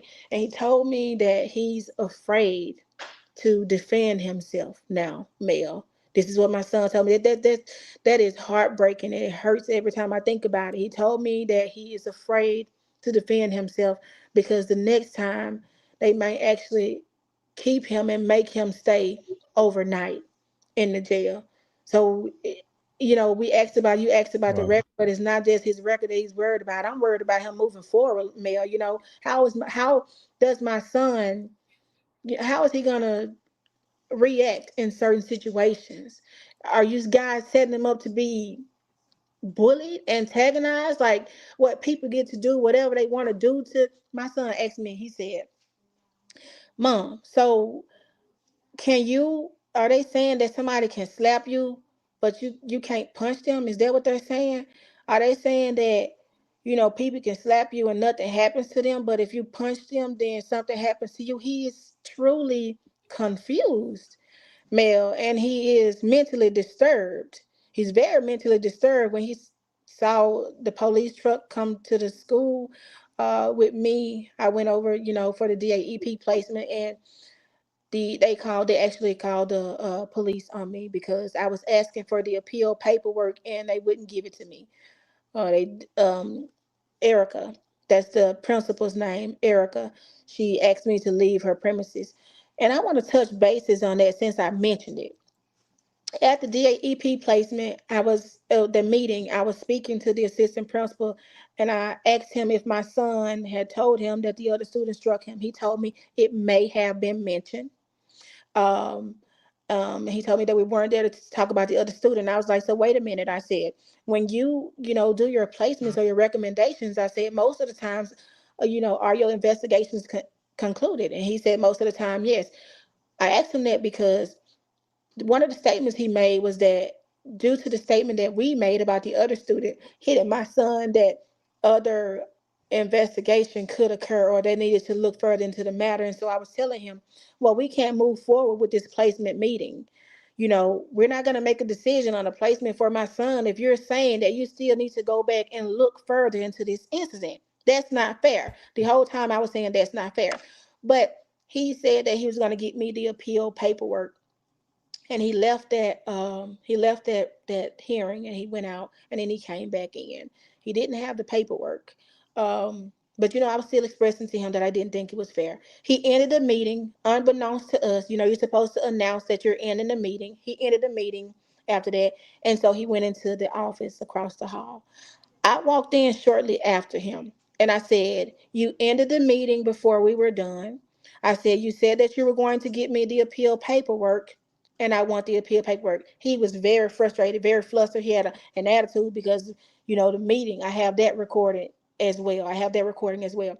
The principal was in the office at this time, and she was standing there. And she said, "Ma'am," and I turned to her and I said, "Don't you talk to me."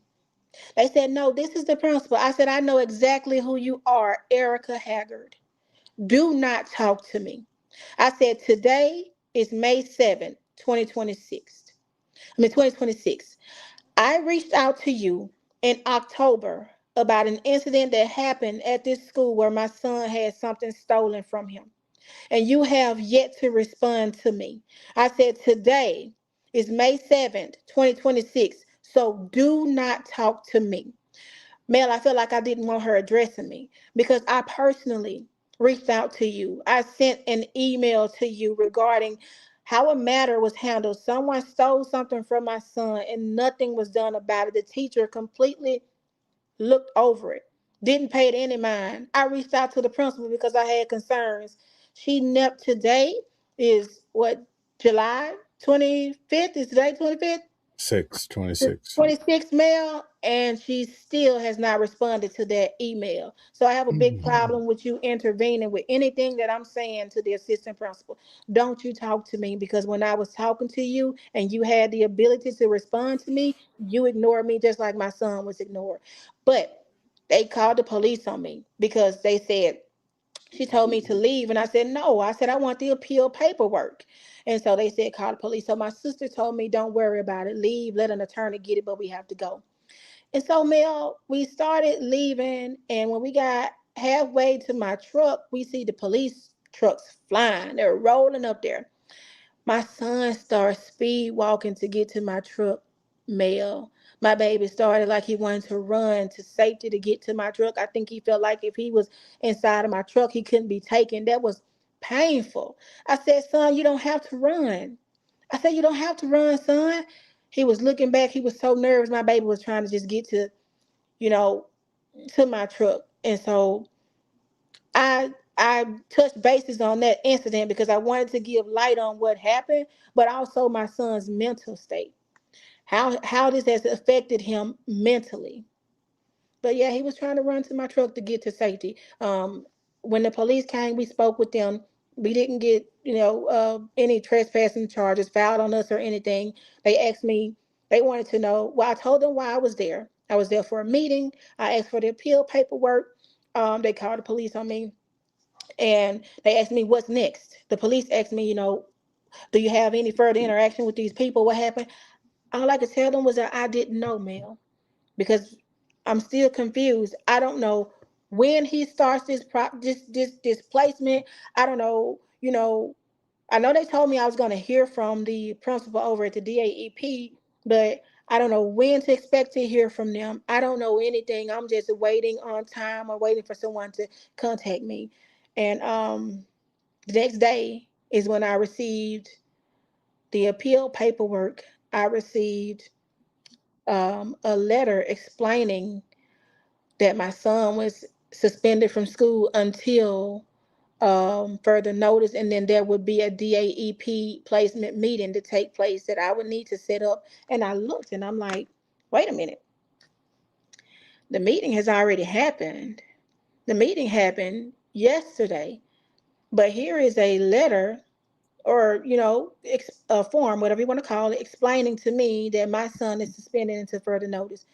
So I notated that I'm receiving documents out of order as well. Not only has this process not been explained to me, but I receive a letter. It doesn't have a date on it, and I wonder why.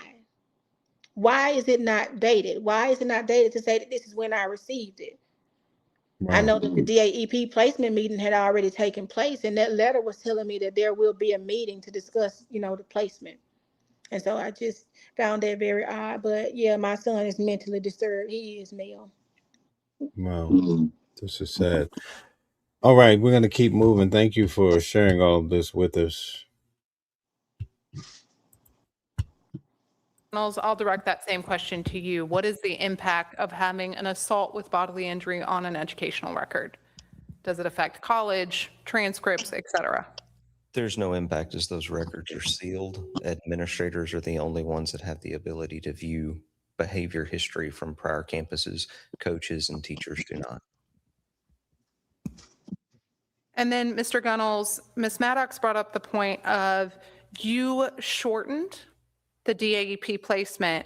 How does that not overturn the assault classification?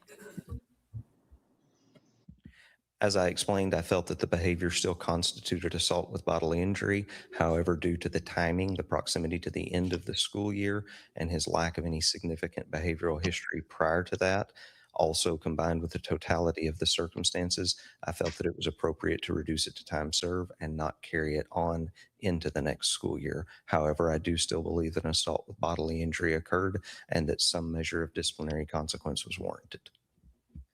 And I asked Ms. Maddox this question, but I'll ask it of you as well. Are there student statements that indicated that the other student intentionally hit or pulled hair of Ms. Maddox's son?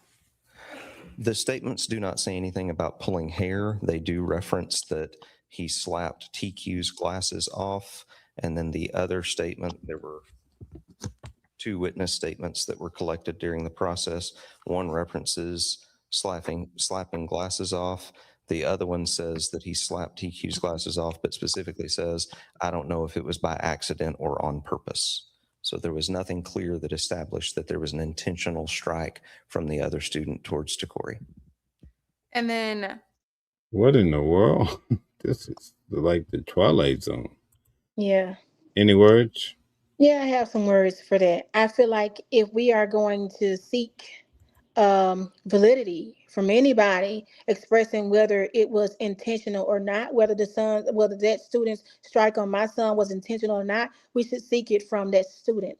We should have been seeking it from that student. I feel like the assistant superintendent was saying, hey, it doesn't look like he tried to. Well, I want to know if the other student acknowledged that he didn't try to. When my son asked you, why'd you pull my hair? If when you do something to someone, you apologize if you don't mean to do it. He could have said, my bad, bro.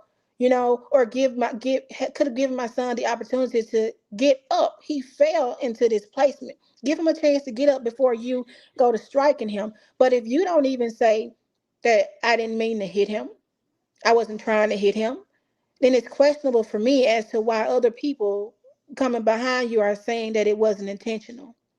If you didn't say that yourself, my son know what you said to him. You told him to get the fuck off of you, and so I feel like it was intentional. But in the event, Mel, again, if it was not intentional, the principal said that because my son was placed on top of this student already, although it was accidental, he fell into this position, that the other kid was right, or he was acting out of self-defense for striking my son. So if the other kid also accidentally hit my son, if we're viewing this through the same lens and the same eyes, if his actions were accidental, why is my son not afforded the same accountability of the act? Why are you guys not saying, well, my son had the option to react the way that he did because the kid accidentally hit him even though it was an accident? You guys are saying that even though it was unintentional, the strike was unintentional, the other kid, I mean, you guys are saying that the strike is not intentional. Well, so was my son's fall. He didn't just get on top of this kid and want to punch him because he fell. He accidentally fell like that. And so an accident is an accident. He made an accident. He made an accident that occurred while they were playing basketball, yet one is the only one that's punished. Okay, several people that have just come in are asking what's the race of the other kid. I don't know his race. I know he's not African American. I can't say for certainty, well, with certainty, if he's white, because, and I'm not saying that because of the skin color. I'm saying that because of how people identify. You have mixed, categories and things. I don't know if that child has Mexican in him or not, but I know the skin tone. He's not African American. He resembles the white a white person. He resembles a Caucasian race. He's not African American. He's opposite. This is the reason why, Mel, I'm pretty sure people heard me in my relief mention aggregate data. I made a public request to the public information officer asking for the aggregate data for the placement of the students in the DAEP area, because I wanted to know if you have two black kids over here and one is saying, hey, he hit me first, or I was defending myself. I want to be able to see if the other black student is afforded that same account, or they're given the same grace to say, hey, you're not going to get punished, but this other black student that hit you back, we're going to punish him. Or do you treat it as a mutual fight? I want to know that. I want to be able to decipher that if we have two African American students that got into a fight and one hit the other one. The other one acted out of self-defense. Did both of those students end up going to DAEP, or was one able to remain in school just like the other student, and the other one the only one punished? I want to know. Okay, Because so I'm trying. Let me tell you what I want to know. I want to know how can he have self defense on a foul in basketball? right, that's the same thing I asked in my level two. Your son. I play basketball, so your son basically fouled him. They fell or whatever. He gets to slap your son around. That's self defense. I don't understand that. I didn't understand it either, Mel. And that's why I addressed it in my level two appeal. I said, regardless of whether this was an official basketball game or not, this happened during gameplay.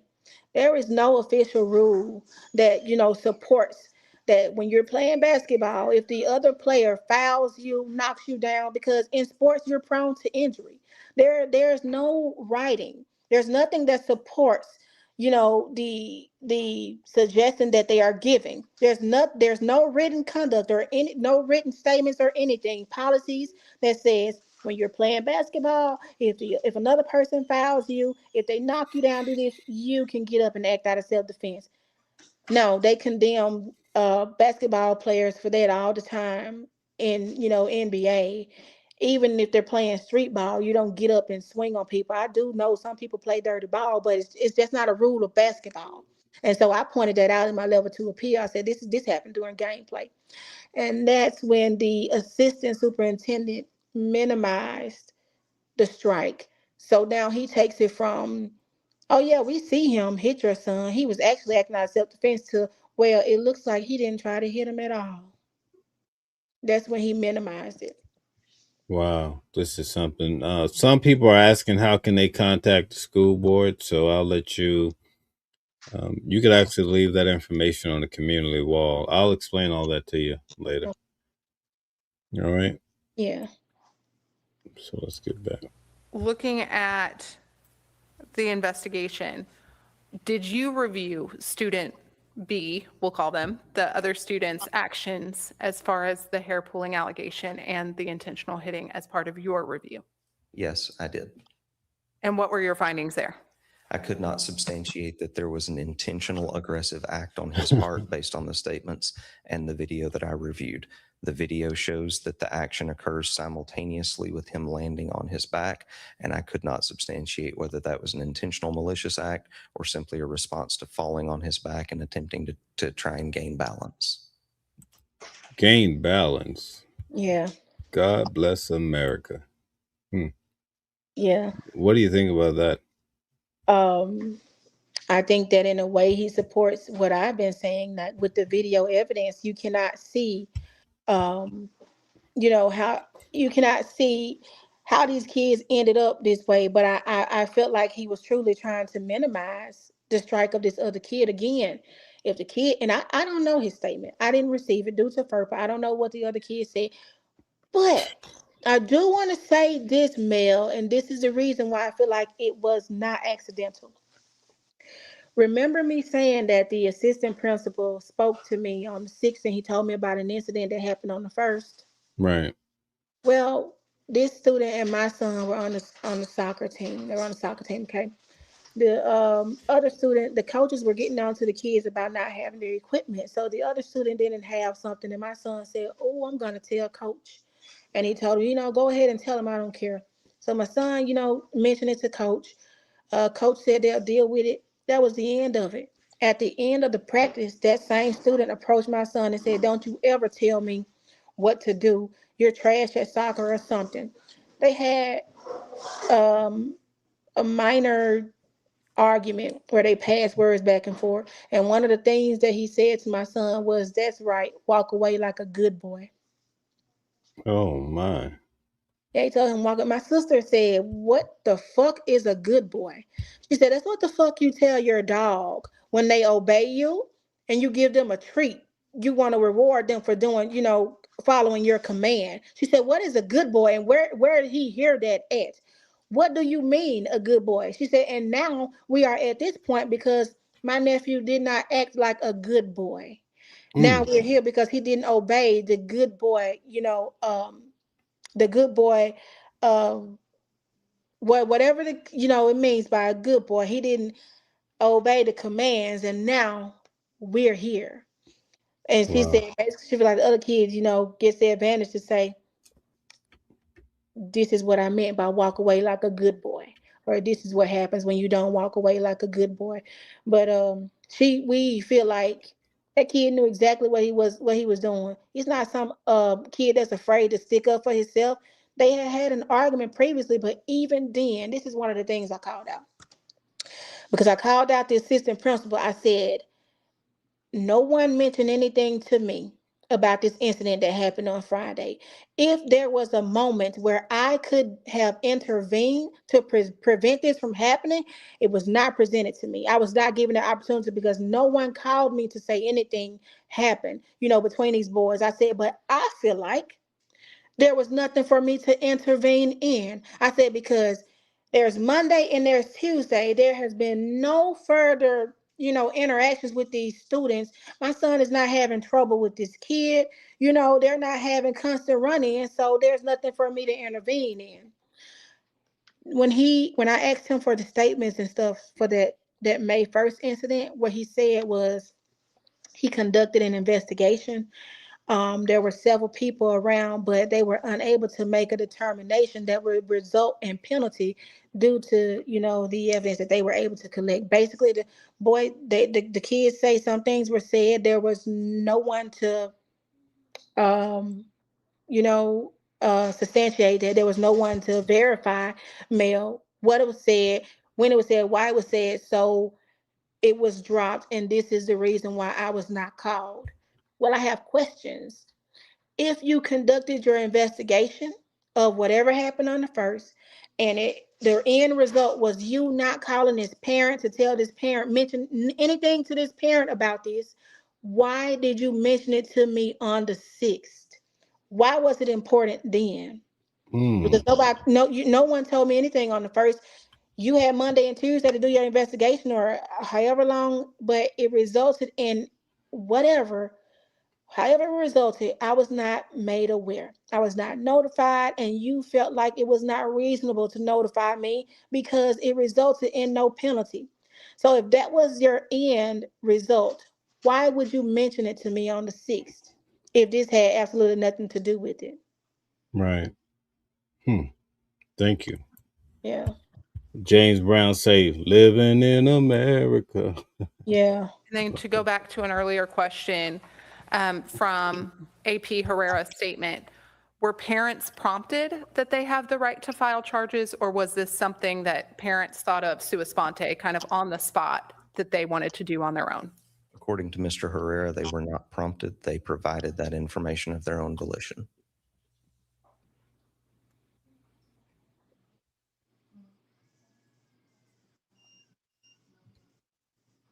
So you failed to provide that information, apparently. Yeah.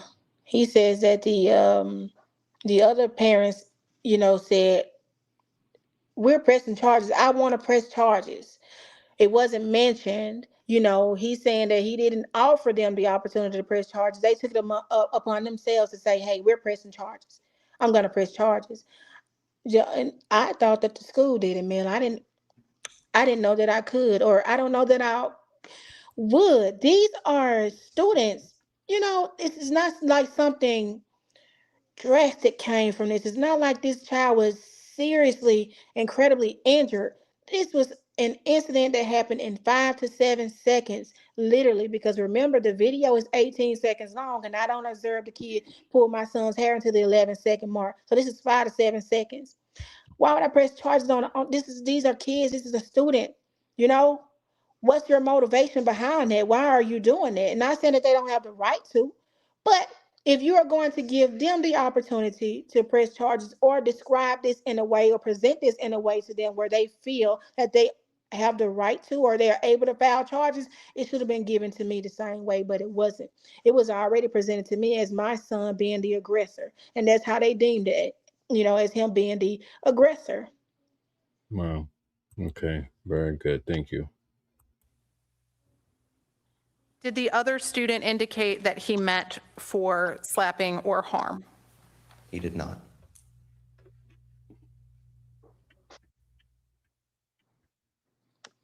And then as far as the public information request, I'm going to go to you, Ms. Maddox. Of the categories of information still outstanding, do those records exist? Were you told they exist and just not provided? How did that work? So I'm not sure if they exist or not. I did send a request to the individual responsible for conducting those requests. I asked that if they were available, if I could have access to them, if allowed, if it was something that they had to, if it took time for them to get that together, then I was willing to respect the time and get that. But if it's something that is not able to be produced due to law or just policy or anything, then I requested acknowledgement of that, or I requested a statement regarding it. So if it's available, I ask that, I have access to it. And if it's not available or not able to be produced, then I ask for a statement indicating that this information is not available. I didn't receive any. Well, I've received some information. It wasn't what I asked for specifically. I followed up with the individual. She told me that she was currently out of town on a summer vacation, but she would attend to it when she returned. And I haven't received those records or received any statements indicating that those records are not available or cannot be produced. And Mr. Gunnels, I'll give you the opportunity to answer that. Were public information requests responsive records provided? To my knowledge, all responsive records were provided. And are the reports that are being requested reports that are available? To my knowledge, those reports are not immediately available. And then I believe there's some confusion because we've conflated on the video. Not available. What's that about? Yeah, so so I know that with the public information request, they have a fee for some of those regarding how long it takes for them to construct that information mail. Sometimes they have to put in time to go in and figure out this or draw this up for you. And they're supposed to provide you before they, conduct that investigation, or before they provide those documents, they're supposed to respond to you and let you know this is going to take X amount of hours. This will be your amount so that you can agree, whether you want to move forward with that request or not. I believe it is available. So what I was asking for was the different categories and things, and I wanted the classifications of the incidents. I want to know how many incidents that they had at the AEP that resulted from this, or this that are classified as this. I wanted to know the races, not the students' names, because again, they're protected by FERPA, but I wanted to know the races involved in those incidents. I wanted to know the number. There is a long outdrawn list that I wanted for that. I just wanted clarity. And what she provided me was nothing to the extent of what I asked for. And so I responded back to her, told her, thank you for responding to my request, but I don't believe that this satisfies what I'm asking for. And she told me that she was out of town on a family vacation, that she would be able to look into my matter when she got back. And I responded to her and told her, I believe that with your undivided attention, you will be able to, focus on my request and intake what I'm asking for. You'll be able to pay attention to what I'm asking for. When you're not away with that, I'm still waiting to hear back from her for that aggregate data, that information. I think I need that information mail, or if I can't get it, I know an attorney can. If I'm not able to get it, but I feel like an attorney, especially if I feel like civil rights have been violated or something, or if I want to claim or hold the school accountable for even discrimination, at the smallest, there's information that I need. I can't just go around accusing people of stuff, right? So I'm asking for data so that I can better understand this, because I'm confused. I'm really confused at this process, how it unfolded, why this other kid had nothing done to him. And now we're at a point where even if I can put charges on the other kid, it looks bad on me when we go to court. If we had when we go to court, we had to go to court. It looks bad on me because you waited until June or July to file charges on this other student. Why? Okay. Very Yeah. good. Thank you. Yeah, you're welcome. When did the hair pulling allegation and the slap occur? Was it as they were coming to the floor or once they were on the floor? Ms. Maddox, I'll go to you first. All right, so the hair pulling and the slap happened when the kids fell to the floor. My son unintentionally fell on top of the student and he pulled his hair. And he asked him, bro, why'd you pull my hair? But it happened so quickly. He said, why'd you pull my hair? He said, get the F word off me, and he slapped him. And then my son told me he had to use his hands to take his hands from his hair, and then he struck the other student twice. Mr. Gunnels, what is your understanding of what had occurred? My understanding is that the video evidence does not support that version of events. You do not see that degree of hand motion from the other student. You see one motion in the video, and it occurs simultaneous with him coming to rest upon his back. And then Mr. Gunnels, Ms. Maddox has pointed out the time frame. So, Mel, I want to say something before. Total time frame of this incident from start. Okay. Go right ahead. I want to say something about that. Remember, I said they provided me with 2 videos. And also remember that I said that there are about 30 kids in this gym on the floor playing basketball. You have a lot of kids playing. So on one video, you are able to see, from a different angle where the kid slaps my son. When we went into executive meeting at the board meeting, that's the one, where you can observe him slap my son. I didn't pay much attention to that one because it's from a different angle. You have to zoom all the way in and there's not much that you can see. But when we got into the meeting, the assistant superintendent pointed out and he was able to, help me realize this is why they're saying that they see him slap my son. You can actually see it on that one video. On the other video that's 18 seconds long is where you can see the hair pull. So this has been my argument. The video is restricted in certain areas and certain times. There are so many students on the floor. They're not, it's not like they're purposely trying to surround a fight, but they are all on the floor playing basketball. They're moving. You can't really see, you can't make out every motion. But with the use of these 2 videos, you are able to see this boy both pull my son's hair in one and slap him in the other. But this explains why they're not giving weight to the hair pulling. But even when I showed them in the executive session, the board was intrigued, Mel, because they saw it. They could see the hair pull. You have to slow it down. And one of the things I also pointed out was in the level 2 response, the assistant superintendent said that my son had an opportunity to disengage. And so my response was, I beg to differ, Mel, because this happened in 5 to 7 seconds. At which second was he supposed to interpret and understand that he was under attack, but was no longer under attack and retreat? When was he supposed to get up in 5 to 7 seconds? He did not have. You're making that assumption based off of your view of slowing this video down. When you slow this video down, Mel, it does look like we have time, but we also have to keep in mind that we have 2 students that are experiencing this in real time. So we slow it down, but that still does not mean that it happened in slow time in real life, Mel. This was 5 to 7 seconds, literally. Right. So I think it'll be better. We reached our time, but I think it's better.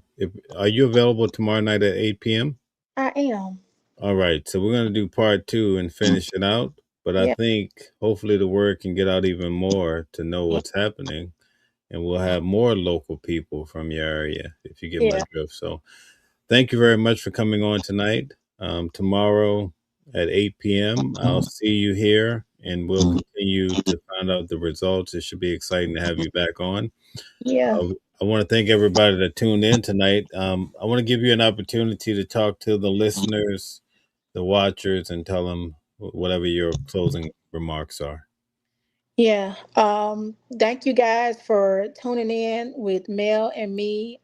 It's a pleasure to have someone, listen to me or listen to what unfolded, with no dog in this fight, right? You guys don't know me.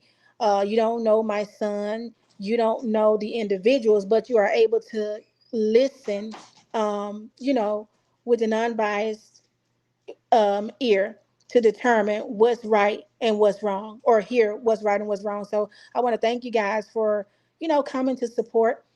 If you're able to help me in any way or provide assistance with me, information, anything that you may know that I may not, I'm open for that. Again, I feel like this is bigger than just, oh, we're going to let your baby come back to school and that's it. No, somebody needs to be held accountable for what they did, and who knows how many other people have, gone through the same thing. I'm not sure, but I know this mom here has her son's best interest at heart, and so it led me to, submit not one, not two, but three appeals because I feel that strongly about this situation. I feel like, I'm not going to say that my son, he didn't deserve a penalty, but I'm asking why both students did not get that penalty. If you guys can join us back here tomorrow, I'm going to try to have more detailed information for you. I've been very thorough with this. I can leave my email in the chat for you guys. Tell And everybody your name. yeah, my name is Jawandria. My name is Jawandria Maddox, and my email is jawandria@yahoo.com. I can spell that for you. I think it'll be better if I leave it in the chat. I don't want to just put my number out on here, No, but don't for do that. Yeah. people that are interested, and if you email me, I will respond to you. If you feel like you can help me in any way or offer assistance or, guide me down this path, I'm open to that. I can provide you with, a more personal way to get in contact with me, and we can take it from there. But yeah, thank you guys. All right. Thank you very much for coming on tonight. I look forward to seeing you back tomorrow night at 8 p.m. Thank you to all the people. We had a lot of people thousands of people that came through tonight. Yeah, perfect. It's amazing. But I hope that tomorrow night we'll have even more people. And the name of the game is to get local people and more eyes on your case, because I know that will affect the outcome, Yes. right? Mel, you can put I don't know how I can put my email in here. I think it'll just come to you. I can put it to you and you can drop it in the chat for some of the people that may be interested in reaching out to me. Okay, what is it? Jawandria. So it's JUJUANDRIA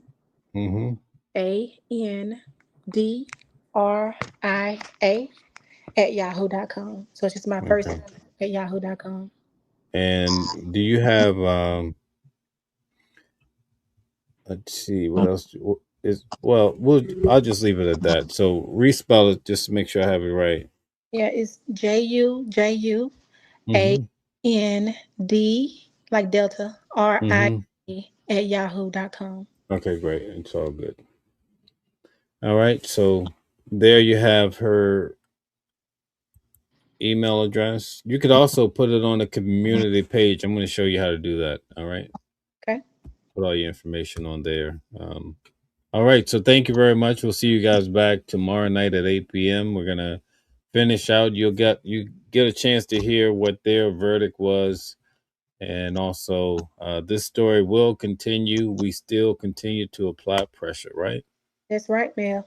All right. It's nice to have a voice. It's nice to have people to appeal to in your valuable case. All right. Yeah. Have a good night. I'll see you back at 8 p.m. tomorrow. See you guys tomorrow. Thanks. Thank you, guys. Thanks. Different voices, but the same song. Living a world where we all belong. Kindness leading the way, breaking the chains. In the symphony of love, the thing remains. Embracing diversity, brighter days in sight. Watching the world sharing love and light. Hearts beat as one, yeah, our peace.